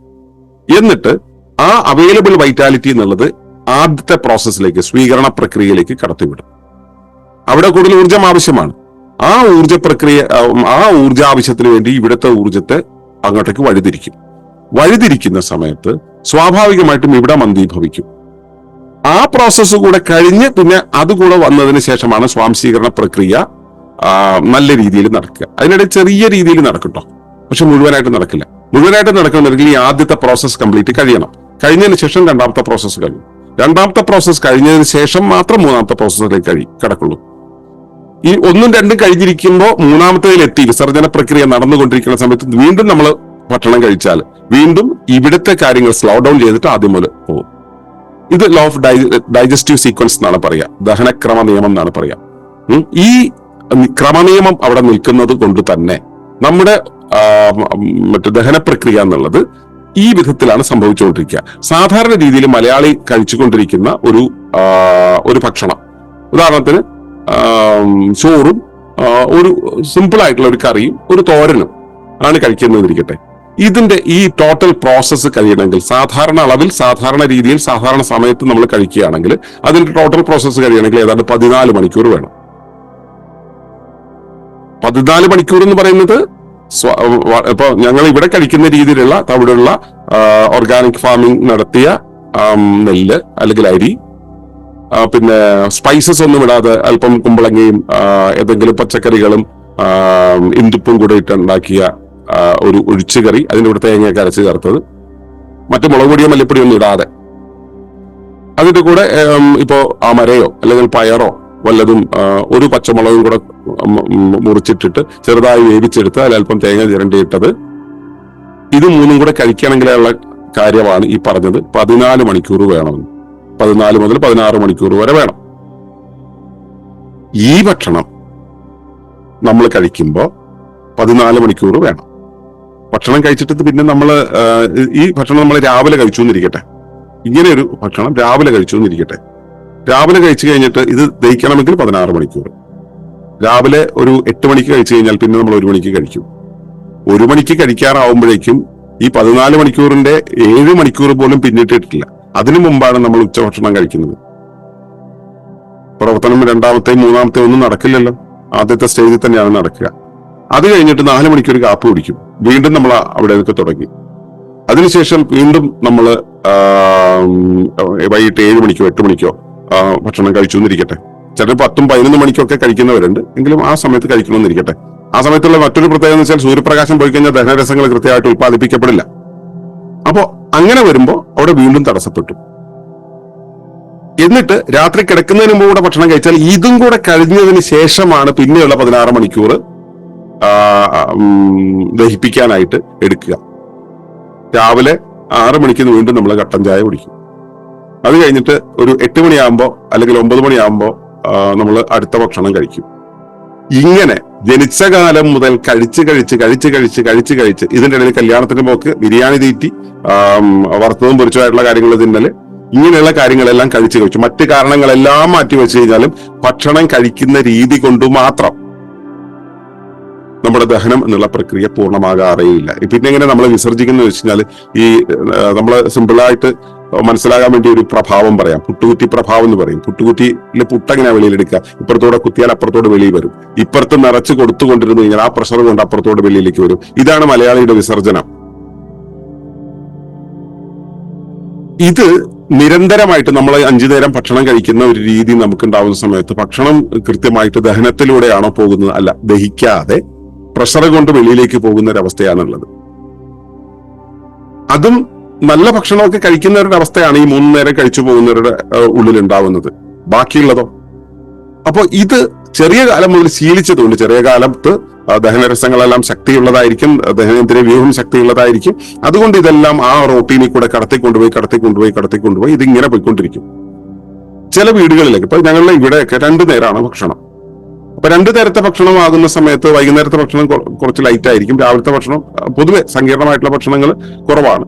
അപ്പൊ അങ്ങനെ വരുന്ന സമയത്ത് ഇത് ദഹിക്കാനുള്ള സമയം ആവശ്യത്തിന് കിട്ടും, ഇത് ദഹിപ്പിക്കാനുള്ള സമയം ആവശ്യത്തിന് കിട്ടും. അപ്പോ ഇവിടെയുള്ള എല്ലാവരും തന്നെ 2 നേരം ടോയ്ലറ്റിൽ പോവുക. അത് ഞാൻ പറഞ്ഞല്ലോ നേരത്തെ, രാവിലെ 6 to 4 to 6 എന്ന് പറയുന്ന വിസർജന സമയം, അല്ലെങ്കിൽ 5 to 7 എന്ന് പറയുന്ന ഒരു വിസർജന സമയം ശരിയായ രീതിയിൽ പ്രവർത്തിച്ചു പോകും. വൈകിട്ട് 6:30 7 മണി എന്നുള്ളത് ചില സമയത്ത് ചിലർക്ക് കുറച്ച് വ്യതിയാനത്തോടു കൂടി സംഭവിച്ചു പോകും. അപ്പൊ ഇത് സ്വാഭാവികമായിട്ട് ആ വിസർജന പ്രക്രിയ 2 നേരം ഭക്ഷണം കഴിക്കുന്നുണ്ടെങ്കിൽ അത് 2 നേരമെങ്കിലും ടോയ്ലറ്റിൽ പോവുക എന്നുള്ളൊരു അവസ്ഥയിലൂടെ കടന്നു പോയിക്കൊണ്ടിരിക്കണം. ഇത് സംഭവിക്കാതിരിക്കാനുള്ള പ്രധാന കാരണം എന്ന് പറയുന്നത് നിരന്തരമായി ഭക്ഷണം കഴിക്കുന്നതാണ്. അപ്പൊ നേരത്തെ പറഞ്ഞ ആ ജലത്തിന്റെ ലഭ്യത, ഇങ്ങനെയുള്ള കാര്യങ്ങളെല്ലാം കുറവ് വരുന്നുണ്ടെങ്കിൽ പോലും ഏറ്റവും പ്രധാന കാര്യം ആവർത്തിച്ചു ഭക്ഷണം കഴിക്കുന്നതാണ്. ഇനി ഇതെല്ലാം കൃത്യമായിട്ട് നടക്കുന്ന ഒരാൾ, ശരിയാം വിധം ഭക്ഷണം കഴിക്കുന്ന ഒരാൾ, ശരിയാം വിധം വിസർജനം നടത്തിക്കൊണ്ടിരിക്കുന്ന ഒരാൾ, അയാളിൽ ഇത് തടസ്സം വരണമെങ്കിൽ അയാൾ ഭക്ഷണം കഴിക്കുന്ന സമയത്ത് അയാളുടെ ജീവിതത്തിൽ വലിയൊരു ആഘാതം ഉണ്ടാകുന്ന രീതിയിൽ ഒരു വാർത്ത കേട്ടാൽ മതി. ദഹനം അവിടെ നിൽക്കും, ടോയ്ലറ്റിൽ പോക്ക് നടക്കൂല. ടോയ്ലറ്റിൽ ഇപ്പൊ പോകണം എന്നുള്ള രീതിയിൽ നിന്ന് കഴിഞ്ഞാൽ പോലും അതെല്ലാം അവിടെ നിർത്തിക്കൊണ്ട്, ശരീരം ഇതിനെല്ലാം നിർത്തിക്കൊണ്ട് ആ ഊർജത്തെ, ദഹന പ്രക്രിയയ്ക്ക് വേണ്ടി ഉപയോഗിക്കുന്ന ഊർജത്തെ ശരീര ചിന്തകൾക്ക്, ഇപ്പൊ വല്ലവിടെ ഓടിപ്പോകാനാണെങ്കിൽ ഓടിക്കൂടാൻ വേണ്ടിയുള്ള ശരീര അവയവങ്ങളുടെ പ്രവർത്തനങ്ങൾക്ക് വേണ്ടിയിട്ട് ഈ ഊർജത്തെ മാറ്റി വെച്ചിട്ട് ആ ഊർജ വിതരണത്തിൽ മാറ്റം വരുത്തിക്കൊണ്ട് ദഹന പ്രക്രിയ മൊത്തത്തിൽ അവിടെ സ്റ്റോപ്പ് ചെയ്തിടും. വിസർജന പ്രക്രിയ അവിടെ ബ്ലോക്ക് ആവും. അവിടെ ബ്ലോക്ക് ആകുന്നതോടുകൂടി ഈ മാലിന്യങ്ങൾ വെളിയിൽ പോകാതെ അത് അവിടെ കിടക്കുകയും ശരീരം എന്ത് ചെയ്യുന്ന വെച്ചാൽ അതിനെ ഡീഹൈഡ്രേറ്റ് ചെയ്യാനായിട്ട് ആ മലാശയത്തിലുള്ള ആ ജലാംശത്തെ, ഈ ഫ്ലോ നടക്കണമെങ്കിൽ അവിടെ ജലാംശം വേണമല്ലോ, ആ ജലാംശത്തെ ഡീഹൈഡ്രേറ്റ് ചെയ്യും. ഡീഹൈഡ്രേറ്റ് ചെയ്തിട്ട് അത് രക്തത്തിലൂടെ ചേർന്നിട്ട് ശരീരത്തിന്റെ വിവിധ ഭാഗങ്ങളിലേക്ക് കടത്തി വിടുകയും അവിടെ ഇവിടെയൊക്കെ കൊണ്ടുപോയി ഡെപ്പോസിറ്റ് ചെയ്യുകയും ചെയ്യും. അപ്പോഴാണ് നമുക്ക് തലവേദന, തളർച്ച, ശരീരം മുഴുവൻ വേദന, ശരീരം മുഴുവൻ ടോക്സിൻസ് ഒക്കെ നിറയുന്ന ഒരവസ്ഥയൊക്കെ വരുന്നത്. ഇത് വല്ലപ്പോഴും സംഭവിക്കുന്നവരുടെ കാര്യമാണ് ഈ പറഞ്ഞത് കേട്ടോ. നിരന്തരം സംഭവിക്കുന്നവർക്ക് ഇങ്ങനെ ഒരു അവസ്ഥ അറിയില്ല. അറിയില്ല എന്ന് വെച്ചാൽ നിരന്തരം ഇത് സംഭവിച്ചുകൊണ്ടിരിക്കുമ്പോൾ അതൊരു പ്രശ്നമാണെന്ന് അവർക്ക് മനസ്സിലാവില്ല. അപ്പോൾ ഇത് സാധാരണ രീതിയിൽ സംഭവിക്കുന്ന ഒരു കാര്യം. അപ്പോ നമ്മുടെ പ്രമേയം എന്താന്ന് വെച്ച് കഴിഞ്ഞാല് മനസ്സിന്റെ ഒഴുക്കുണ്ടല്ലോ, മാനസിക സമ്മർദ്ദം എന്നുള്ള കാര്യം പോട്ടെ, മനസ്സിന്റെ ഒഴുക്ക്. ആ മനസ്സെന്ന് പറയുന്നത് എന്താ? ഇപ്പൊ നമ്മൾ ദഹനത്തെ കുറിച്ച് ഇത്രയേറെ സംസാരിച്ചു.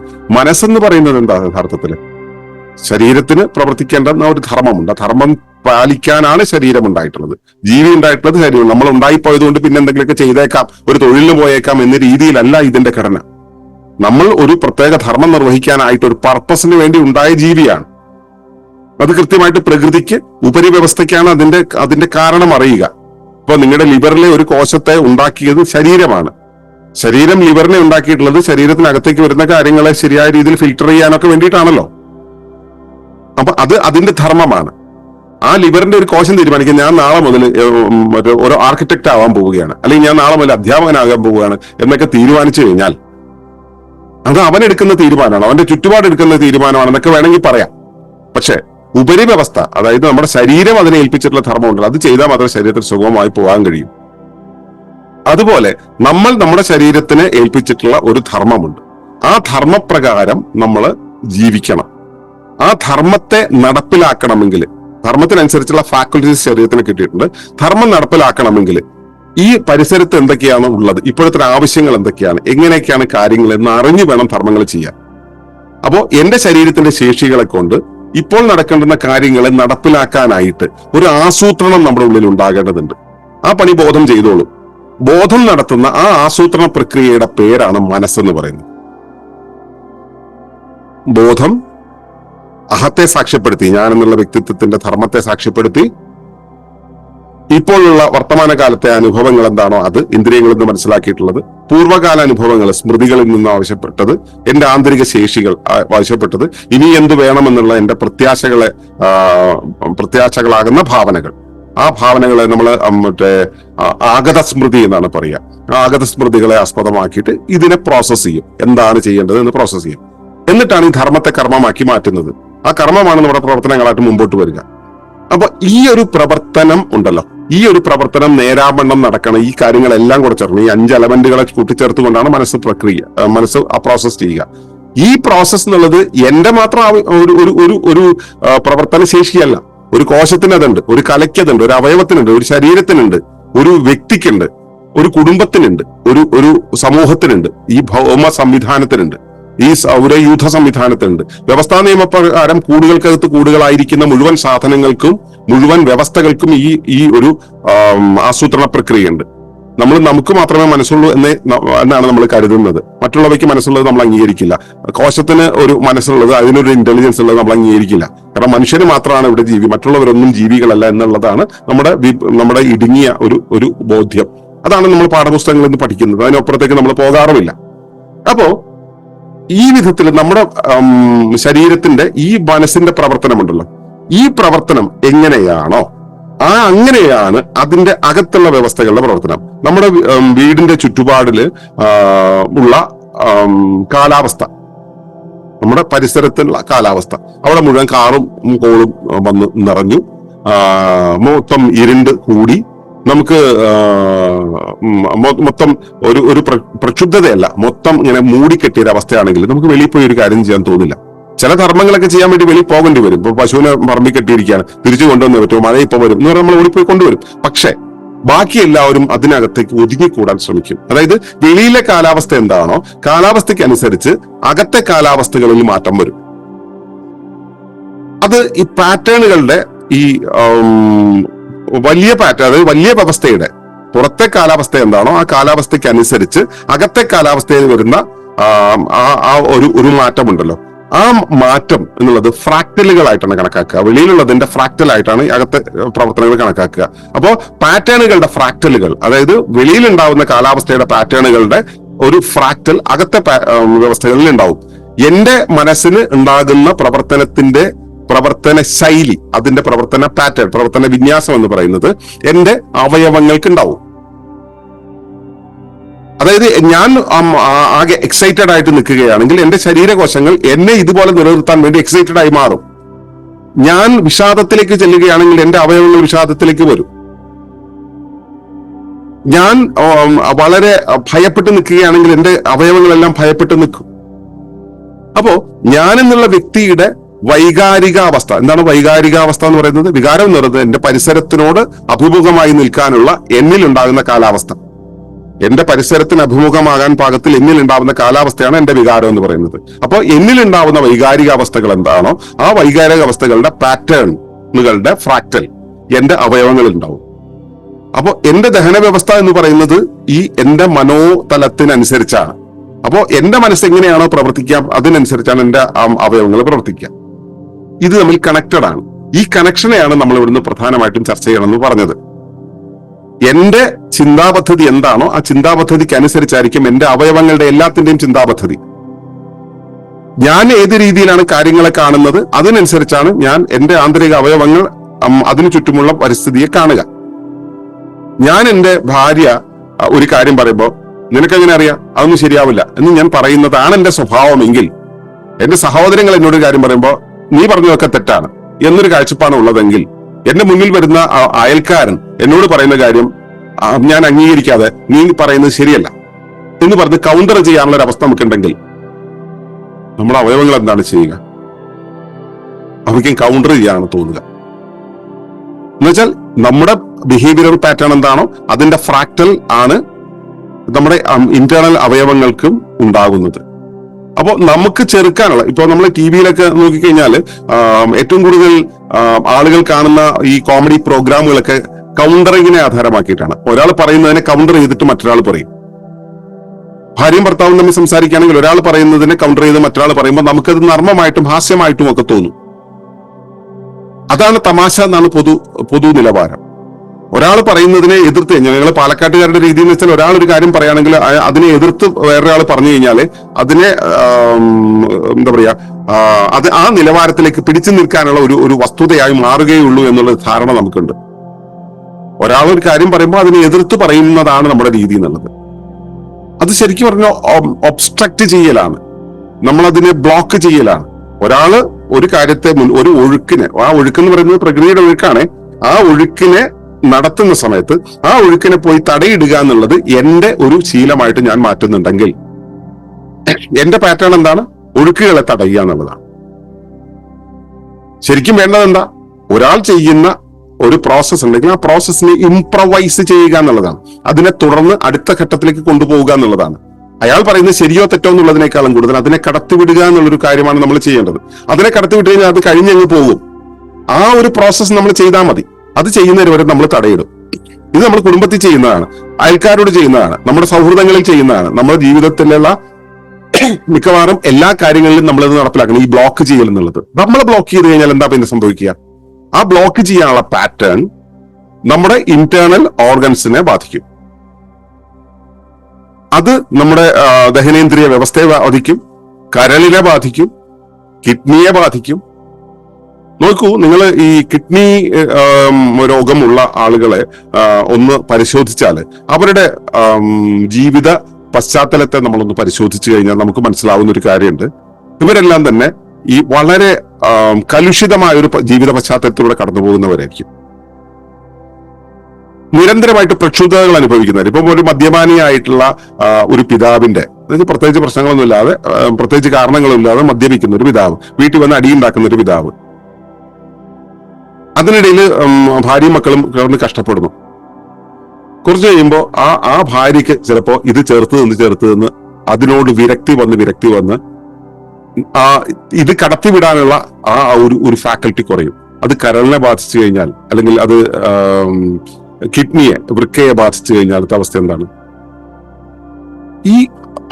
ആ വിസർജന പ്രക്രിയ, മൂത്രനാളി വഴിയുള്ള വിസർജന പ്രക്രിയ എന്നുള്ളത് കുറയും. അത് ഇമോഷണൽ ആയിട്ടാണെങ്കിൽ അത് കിഡ്നിയെ ബാധിക്കും. അത് മറ്റേ മെറ്റീരിയൽ ആയിട്ടുള്ള തടസ്സങ്ങളാണെന്നുണ്ടെങ്കിൽ അത് ലിവറിനെ ബാധിക്കും. അത് ആ ഓരോ ഘടനയ്ക്കനുസരിച്ച് ഓരോ അവയവങ്ങളെ ബാധിക്കും. അപ്പോ ഇത് ശരീരത്തിന്റെ ആ എലമെന്ററി കനാലിലൂടെ പോകുന്ന ആ ഒരു ഒഴുക്കുണ്ടല്ലോ, ദഹനപ്രക്രിയക്ക് വേണ്ടി ഒരു ഒഴുക്കിനെ അത് നിർബന്ധമായും ബാധിക്കും. അപ്പോ ഒരു വ്യക്തിയിൽ ഉണ്ടാകുന്ന മാനസികമായ സമ്മർദ്ദം എന്നുള്ളതല്ല, മാനസിക പ്രവർത്തനങ്ങളുടെ, മനോപ്രവാഹങ്ങളുടെ ക്രമം എങ്ങനെയാണോ ആ പ്രവാഹത്തിനനുസരിച്ചാണ് ദഹനപ്രക്രിയ എന്നുള്ള ആ പ്രോസസ് നടക്കുന്നത്. മറ്റു കാരണങ്ങളെല്ലാം അവിടെ ഉണ്ട്, അവയെല്ലാം അവിടെ ഇരിക്കട്ടെ. പക്ഷെ പ്രധാനമായും ബാധിക്കുന്ന, ഏറ്റവും പ്രധാനമായിട്ട് ബാധിക്കുന്ന, ഈ ഊർജത്തെ വഴിതിരിക്കുന്ന, ഈ പ്രവർത്തന ശൈലിയെ നിയന്ത്രിക്കുന്ന കാരണം എന്ന് പറയുന്നത് ഇതാണ്. നമ്മുടെ മനസ്സിന്റെ പാറ്റേൺ ഏത് വിധത്തിലാണ്, നമ്മുടെ പരിസരത്തോട് നമ്മൾ എങ്ങനെയാണോ ഇടപെടുന്നത്, ആ ഇടപെടുന്നതിനനുസരിച്ച് നമ്മൾ നല്ല രീതിയിൽ ഇടപെടാൻ നമ്മൾ ശീലിച്ചു കഴിഞ്ഞാൽ നമ്മുടെ ചുറ്റുപാടുമുള്ളതെല്ലാം തന്നെ സ്വാഭാവികമായി സംഭവിക്കുന്നതാണ്. അത് എന്ത് തന്നെയാണെങ്കിലും അതിനെ കടത്തിവിടുക എന്നുള്ള ഒരു രീതിയിലാണെങ്കിൽ ആ അവസ്ഥ ശരീരത്തിന്റെ പ്രവർത്തനത്തിന്റെ പാറ്റേണിനെയും ബാധിക്കുന്നതും അതിനെ സുഗമമാക്കുന്നതും നമുക്ക് കാണാനാവും. മലബന്ധമുണ്ട് എന്ന് പറയുന്ന ഒട്ടേറെ ആളുകൾ, ഇതിൽ ഞാനൊരു പ്രത്യേക സുപ്രഭാതത്തിൽ പറയണല്ലോ, ഞാനിവിടെ കമ്മ്യൂണിനകത്ത് ജീവിക്കുന്ന സമയത്ത് ഒട്ടേറെ ആളുകളെ കൈകാര്യം ചെയ്യേണ്ടി വന്നിട്ടുണ്ട്. ഈ മലബന്ധമുള്ള ആളുകൾക്കെല്ലാം തന്നെ മനബന്ധം ഉണ്ടാകുന്നത് നമ്മൾ കണ്ടിട്ടുണ്ട്. മനബന്ധമുള്ള ആളുകൾക്കെല്ലാം തന്നെ അവർക്ക് മലബന്ധം പ്രകടമാകുന്നത് കണ്ടിട്ടുണ്ട്. ഇത് നിരന്തരമായി കൊണ്ടുപോയിട്ടുണ്ടെങ്കിൽ മറ്റു അവയവങ്ങളെ ബാധിക്കുന്നത് നമുക്ക് നിരന്തരമായിട്ട് ഇവിടെ കണ്ടുകൊണ്ടിരിക്കുന്നുണ്ട്. ഇത് മാറ്റാനുള്ള മാർഗം എന്ന് വെച്ചാൽ നമ്മൾ ഇവിടെ നമ്മുടെ പ്രാക്ടീസുകൾ ചെയ്യുന്നവർക്കറിയാമല്ലോ, ലെറ്റ് ഗോ എന്നുള്ള പ്രാക്ടീസ്, കടത്തിവിടുക. ഇതും കഴിഞ്ഞു പോകും. കാരണം ഞാനായിട്ട് ഉണ്ടാക്കിയതല്ല, എന്റെ ചുറ്റുപാടായിട്ട് ഉണ്ടാക്കിയല്ല, ഇതൊക്കെ ഈ പ്രകൃതി ഉണ്ടാക്കിയ ഒരു സിസ്റ്റമാണ്. ആ സിസ്റ്റത്തിനടുത്ത് കടന്നു പോകുമ്പോൾ ഞാൻ ഇതിനെ റെസിസ്റ്റ് ചെയ്തിട്ട് കാര്യമില്ല, അത് പോട്ടെ എന്ന് പറയുന്നൊരവസ്ഥ, അത് പോകട്ടെ എന്ന് പറയുന്നൊരവസ്ഥ ഉണ്ടാകുന്ന സമയത്ത് സ്വാഭാവികമായിട്ടും അത് കടന്നു പോകുവാൻ ഉള്ള ഒരു വഴിയൊരുങ്ങും. കടത്തിക്കൊണ്ടുപോകാൻ നമുക്ക് ആദ്യം റെസിസ്റ്റൻസ് ഉണ്ടാവും, പിന്നീട് റെസിസ്റ്റൻസ് ഒഴിവായിട്ട് കടത്തി വിടുക എന്നുള്ളത്, എന്ത് വന്നു കഴിഞ്ഞാൽ കടന്നു പോകട്ടെ എന്നുള്ള മാനസികാവസ്ഥ നമുക്കുണ്ടാവും. ഇത് നമ്മൾ ചെറിയ കാലത്ത് ശീലിച്ചാട്ടോ. അമ്പിളിമാനെ വേണമെന്ന് പറഞ്ഞ് കരഞ്ഞപ്പോ അത് കിട്ടാതെ വന്നപ്പോ നമ്മൾ വീണ്ടും കരഞ്ഞിട്ടുണ്ട്. പക്ഷെ പിന്നീട് കരയാണ്ടായി. കാരണം നമുക്ക് മനസ്സിലായി അമ്പിളിമാനെ കിട്ടില്ല. അത് അമ്പിളിമാന്റെ ആവശ്യം എന്നുള്ളത് നമുക്ക് കടത്തി വിടുകയെ നിവൃത്തിയുള്ളൂ. നമ്മൾ അറിയാത്ത കാലത്ത് പഠിച്ചിട്ടുണ്ട്. അങ്ങനെ നമ്മൾ പലതും പഠിച്ചിട്ടുണ്ട്, കടത്തിവിടാൻ നമ്മൾ പഠിച്ചിട്ടുണ്ട്. പക്ഷെ അന്ന് പഠിച്ച മറ്റു ചിലതൊന്നും കടത്തിവിടരുതെന്ന് ആരെങ്കിലും എന്തെങ്കിലും പറഞ്ഞാൽ അതിനെ കൗണ്ടർ ചെയ്യണം.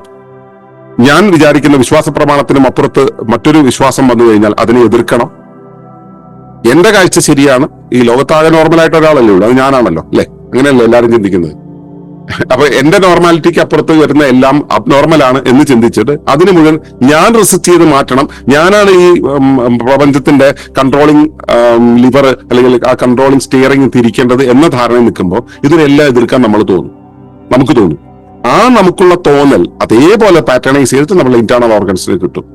അവയും അതുപോലെ തന്നെ അകത്തേക്ക് ഭക്ഷണം ചെല്ലുന്ന സമയത്ത് അതിനെ എതിർക്കുക, അതിനെ കടത്തിവിടാതിരിക്കുക, അതിനെ ശരിയായ രീതിയിൽ കൊണ്ടുപോകാൻ കഴിയാതിരിക്കുക, അതിനെ തെറ്റായ ദഹനരസങ്ങൾ ഉൽപ്പാദിപ്പിക്കുക, തെറ്റായ രീതിയിൽ അതിനെ പ്രോസസ് ചെയ്യുക എന്നുള്ള കാര്യങ്ങളെല്ലാം തന്നെ ചെയ്യും. മനസ്സന്ധി ചെയ്യുന്ന അതുപോലെ തന്നെ ആന്തരിക അവയവങ്ങളും ചെയ്യുന്ന സമയത്ത് അവിടെ ഈ വിസർജന പ്രക്രിയ, അത് മലത്തിലൂടെ ആണെങ്കിലും മൂത്രത്തിലൂടെ ആണെങ്കിലും വിയർപ്പിലൂടെ ആണെങ്കിലും ശ്വാസത്തിലൂടെ ആണെങ്കിലും എന്താണെങ്കിലും ആ വിസർജന പ്രക്രിയകൾ അതാത് ഭാഗങ്ങളിൽ തടസ്സപ്പെടുന്നതോടുകൂടി ശരീരത്തിന്റെ വിഷസങ്കലനം അല്ലെങ്കിൽ ടോക്സീമിയ എന്നുള്ള അവസ്ഥ കൂടും. അത് മറ്റു രോഗങ്ങളിലേക്ക് എത്തിക്കുകയും ചെയ്യും. അപ്പോ മലബന്ധം ഉണ്ടാകുന്നുണ്ടെങ്കിൽ, നിങ്ങൾക്ക് മലബന്ധം ഉണ്ടാകില്ല, നിങ്ങളുടെ വീട്ടിലൊരാൾക്ക് മലബന്ധം ഉണ്ടാകുന്നുണ്ടെങ്കിൽ അതിന്റെ പ്രധാന കാരണങ്ങൾ ഞാൻ ആദ്യം കുറച്ച് കാരണങ്ങൾ പറഞ്ഞു. പക്ഷെ അതിൽ ഏറ്റവും മുഖ്യമായ കാരണം എന്ന് പറയുന്നത് മനസ്സിന്റെ സുഗമതയില്ലായ്കയാണ്. മനസ്സ് സുഗമമായിരിക്കുകയാണെങ്കിൽ ഈ വിസർജന പ്രക്രിയ, ദഹനപ്രക്രിയ, വിസർജന പ്രക്രിയ ഇത് വളരെ കൃത്യമായിട്ട് മുൻപോട്ട് പോകും. അതിൽ തടസ്സം വന്നു കഴിഞ്ഞാൽ ആ പ്രവാഹത്തിൽ, മനസ്സിന്റെ പ്രവാഹത്തിൽ തടസ്സം വന്നു കഴിഞ്ഞാൽ മലത്തിന്റെ പ്രവാഹത്തിൽ തടസ്സം വരും. അത് മലബന്ധത്തിന് കാരണമാകും. ഇത് മാറ്റാനുള്ള വഴികൾ ഒരുപാടുണ്ട്. ആ വഴികളെ കുറിച്ചൊക്കെ ഞാൻ ചിലതൊക്കെ സൂചിപ്പിച്ചു. ഇനിയും ചിലത് ഒരു പക്ഷെ പറയാൻ വിട്ടുപോയിട്ടുണ്ടാവും. അവയൊക്കെ നമ്മൾ ചോദ്യോത്തരയുടെ സമയത്ത് പറയാം. എങ്കിലും നിങ്ങൾക്ക് ഇപ്പോൾ ഈ അവതരണത്തിൽ എനിക്ക് നിങ്ങളോട് പറഞ്ഞ് ബോധ്യപ്പെടുത്താനുള്ളത് ഇതാണ്: മനസ്സിന്റെ പ്രവാഹമാണ് മലത്തിന്റെ പ്രവാഹത്തിന് കാരണമാകുന്നത്. മനസ്സ് നല്ല രീതിയിൽ പ്രവഹിച്ചാൽ മലവും പ്രവഹിച്ചു പൊക്കോളും, മലബന്ധം ഉണ്ടാവില്ല. അപ്പോ മനബന്ധം ഇല്ലാതെ സൂക്ഷിച്ചാൽ മലബന്ധം ഉണ്ടാകില്ല എന്നുള്ളതാണ് ഇന്നത്തെ സന്ദേശം. ഈ അറിവ് നിങ്ങൾക്ക് കിട്ടിക്കാണുമെന്ന് പ്രതീക്ഷിക്കുന്നു. ഇനി ചോദ്യോത്തരയിലൂടെ ബാക്കിയുള്ള കാര്യങ്ങൾക്കുള്ള വിശദീകരണങ്ങൾ തരാം. ഇത് പ്രകൃതി തത്വശാസ്ത്രത്തെയും അതുപോലെ തന്നെ നാച്ചുറൽ ഹൈജീനെയും ആധാരമാക്കിയിട്ടാണ് നമ്മൾ അവതരിപ്പിച്ചിട്ടുള്ളത്. അപ്പോൾ ചോദ്യോത്തരയിലേക്ക് കടന്നുകൊണ്ട് ഇത്രയും നേരം കേട്ടിരുന്ന എല്ലാവർക്കും നന്ദി പറയുന്നു. നന്ദി, നമസ്കാരം.